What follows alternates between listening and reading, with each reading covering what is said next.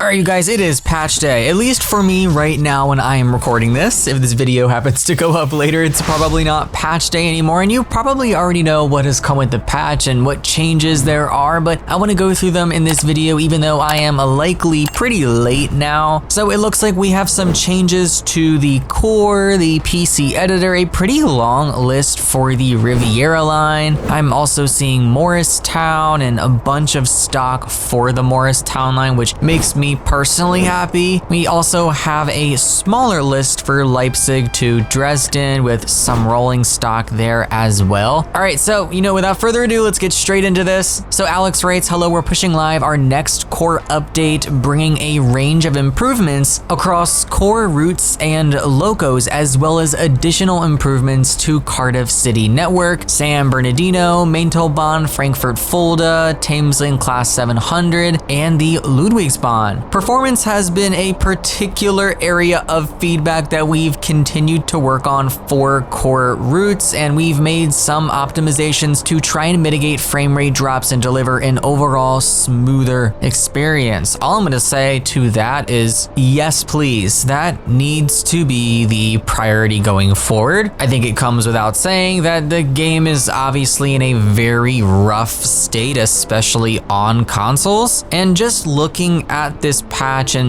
skimming through these notes, this is the kind of update that I would have expected before we received our first root DLC for TSW6 that doesn't include the core routes, but unfortunately we have had a root release. Now the good news is a lot of problems with Birmingham to Crewe have been fixed. There is still more work to be done, but unfortunately, like they talk about in this next section here, this particular patch doesn't address any Birmingham to Crewe improvements. So if you were looking forward to that, it's just not your day today. So they mentioned the Class 150 has had a large overhaul to its audio, including engine running sounds, safety systems, cab interaction audio, as well as doors and brakes. We'd greatly appreciate any further feedback from these changes. So now on to the Birmingham to Crewe section. They write, from our previous announcements, we had planned a wider range of improvements for the recent Birmingham to Crewe route to align with this update. However, whilst these changes are still undergoing testing and quality assurance from our teams, we're taking more time to ensure they're ready to be released as you'd expect. Honestly, if they can admit that they're not ready yet and that they need more time to bake in the oven, then you know what? Let them bake, because I would much rather us wait to get improvements for that route than for them to rush out fixes that ultimately either don't end up fixing those problems or essentially introduce new ones. They also write, we apologize that we've not been able to deliver these improvements to the timeline we originally communicated, and we hope to have more news on when you can expect these in December. Oh my gosh, so I'm guessing that we're gonna be going the rest of this month without any fixes for Birmingham to Crewe, or at least any additional fixes. We're grateful for the feedback shared from the community, and we'll continue passing these notes to the development teams to support the route as best as possible when we're able to share the updates. And I'm gonna go ahead and assume that since we're not gonna be hearing about anything until December, and with December comes, the holiday season and Christmas and all of that, I'm sure lots of devs are gonna be taking leave and time away, which I don't blame them. They are real people with real families at the end of the day. I can really only assume that we probably won't see them in December either, but that's just my own speculation. So, I guess that's a good question to ask right now. Will Birmingham to Crewe remain unchanged in its current state until the New Year's? Geez, I sure hope not.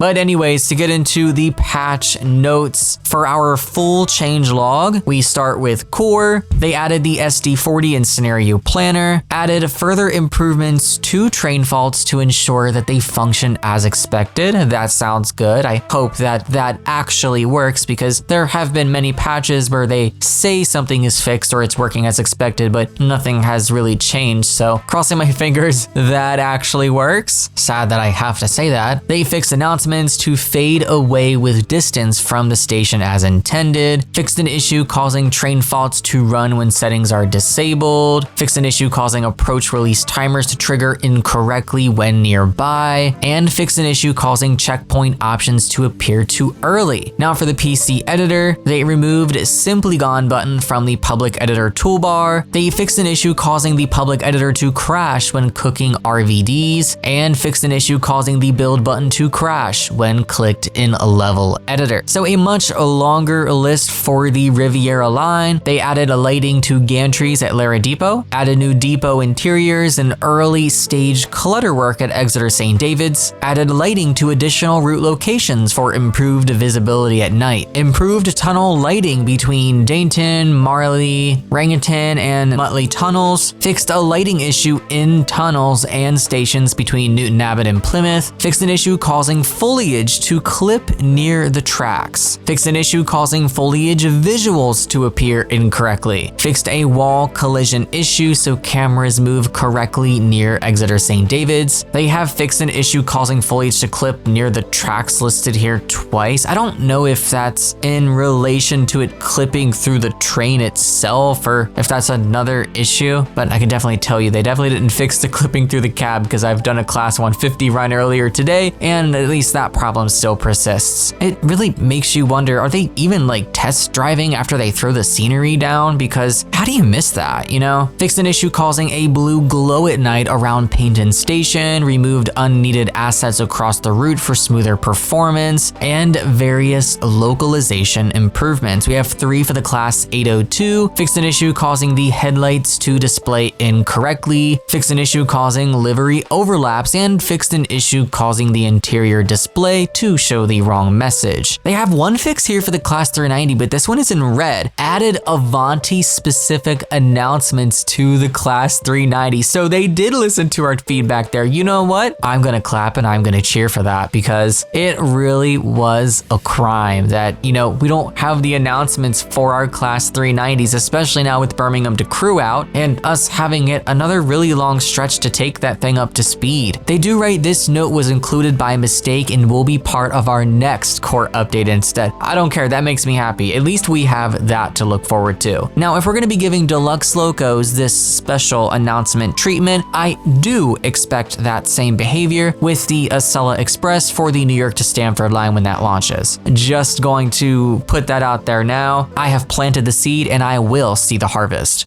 We have one for the class 220 Voyager, improved camera to be smoother when transitioning. Now we move on to the Morristown line. They improved a loading distance and reduced detail in places to improve performance, improved OHLE visuals when viewed from a distance, fixed an issue causing frame rate spikes in certain areas, and fixed an issue causing performance drops around Hoboken. We have a bunch here for the ALP46. They improved AI service logic for headlights, marker and tail lights, pantograph selection, and emergency brake behavior. They improved cable hatch visuals and added HEP cable, improved pantograph selection logic, improved emergency brake lever and stop button logic, improved AI lighting behavior for more accurate visibility during services, fixed an issue causing the speed display to flash 120 when screens spawn, fixed an issue causing screen ghosting and ensuring displays now respond correctly to battery power, and fixed an issue causing unintended collisions around the cable hatch. Man, I'm a little sad there's nothing here about raindrops on the windshield. I was really looking forward to that one being fixed. So now NJT bilevels added DTN cables and coupler collisions, improved digital displays, improved lighting on AI units, and fixed an issue causing gangway barriers to be non-interactable. They definitely need to fix the interior lighting on all units. Honestly, the radioactive lighting is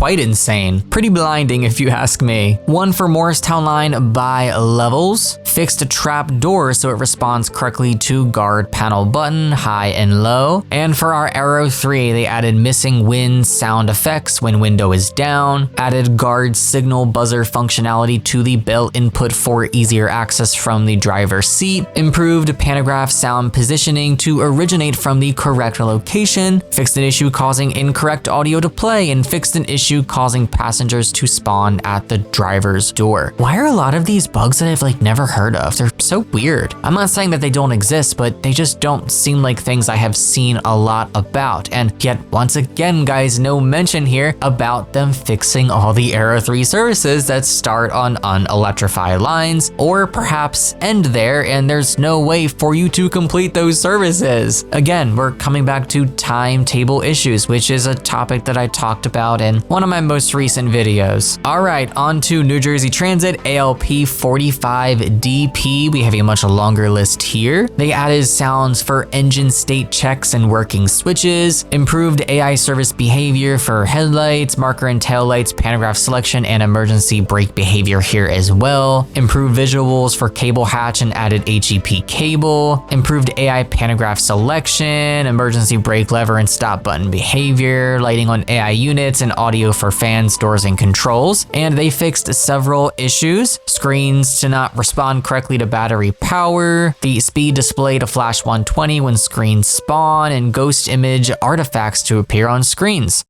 Now, moving over to Germany, to Bahnstrecke, Dresden to Leipzig, they improved OHLE visuals around Priestowitz. They improved passenger spawning. Thank God. That has been a major problem. Also, I've noticed when they get off of the train, sometimes they just all freeze in one single location and they're like clipping and overlapped on top of each other. I don't know if that issue is related to the one that they fixed here, but I'm hoping and praying it is, but I have a weird feeling that it's not. They fixed an issue causing incorrect announcements for terminating trains. They updated German announcement sounds for accuracy and various localization improvements. And we have one for the BR411. It looks like a naming issue here was fixed. And the same goes for Frankfurt Fulda, which is a typo. Now for the DBBR294, they added brake cylinder piston animations, audio for motor control and transmission air exhaust, a towing notch to the gear selector. They updated engine start and engine stop button labels for clarity. They improved traction lock, motor control, roll protection behavior, and also improved the engine warm-up to simulate preheating. They fixed an issue causing the brake to stay applied when the battery was off, and fixed an issue causing incorrect camera positions for the secondman seat. They updated brake system logic and traction lock light to driver assist prompts. Now we have 3 for Cardiff City Commuter. They added missing stations to the Cardiff network directory for the TFW class 142 timetable, adjusted track roughness to better align with other routes, and fixed an issue causing incorrect shadows on sheds. So we have lots of improvements here. I'm gonna have them for you on your screen for the class 150. So they added new sounds, including engine running audio, brake and joint audio, horn and buzzer audio, door and panel audio improvements, and also new sounds for various cab audio interactions. So all of these categories are listed here. I will say I am happy it's coming, okay? I'm not trying to be a negative Nancy. I'm not trying to be a little whiner, or as some of you call people over on the forums. But wasn't all of this supposed to be implemented at TSW6 launch? It's been like a month and a half. You know, I'm happy it's here again, okay? Don't come for me. I definitely look forward to jumping into this though, because I know a lot of us have been waiting for these improvements. Now for the rest of our fixes, San Bernardino, they fixed an issue causing an invisible wall to block the final collectible near Rancho Cucamonga Station. Oh, I love saying that name. That like became a vocal stem. Like, I am not lying. Rancho Cucamonga. I just love that name. I hope I'm saying it right, but like, I love that name. It just sounds so fun. I'm so happy that that was in a patch note and I could say it.